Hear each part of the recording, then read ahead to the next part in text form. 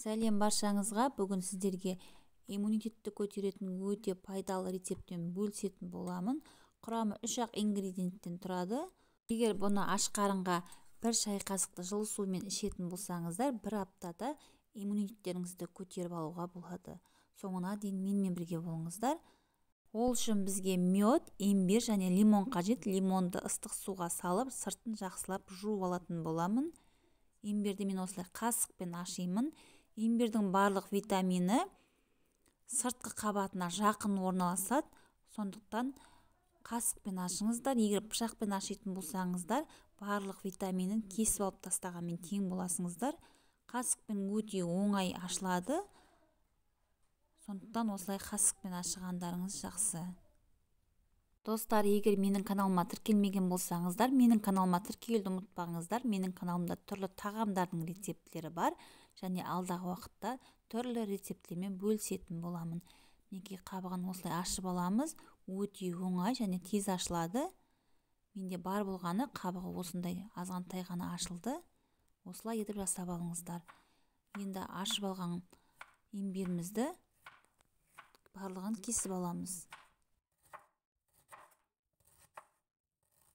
Лимонның сыртын жақсылап жуып алдым. Жақсылап жуып алыңыздар, себебі біз лимонның сыртқы қабатымен бірге пайдаланатын боламыз.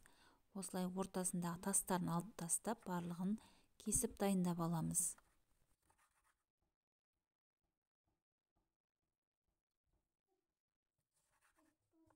Барлығын кесіп, имбир мен лимонды блендердің көмегімен жақсылап ұсақтап езіп алатын боламын. Егер сізде блендер болмаса, мясорубкіден немесе үккіштен өткізіп алсаңыздар болады.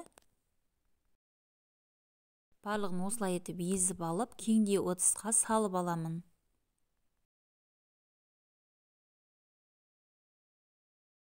Оның үстіне мед саламыз. Мед табиғи таза бал болғаны жақсы. Сол кезде оның пайдасы өте көп болады. Медімізді салып, барлығын жақсылап араластырып аламыз. Менде бұл жерде 100 грамм имбир, 100 грамм мед, 100 грамм лимон. Барлығы тең болу қажет. Барлығын тең қылып өткізіп пайдаланамыз.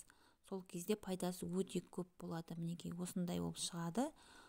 Дайын болған витаминімізді осылай банкіге салып, холодильникте сақтайтын боламыз. Барлығын салып алып, осылай крышкасını жауып, холодильникке саламыз. Міндетті түрде осылай крышкасымен жауып салыңыздар. Сол кезде пайдасы өте көп болады. Осылай деп жасап көріңіздер, сіздерге де пайдасы тиеді деген ойдамын. Соңына дейін менімен бірге болғандарыңызға рахмет.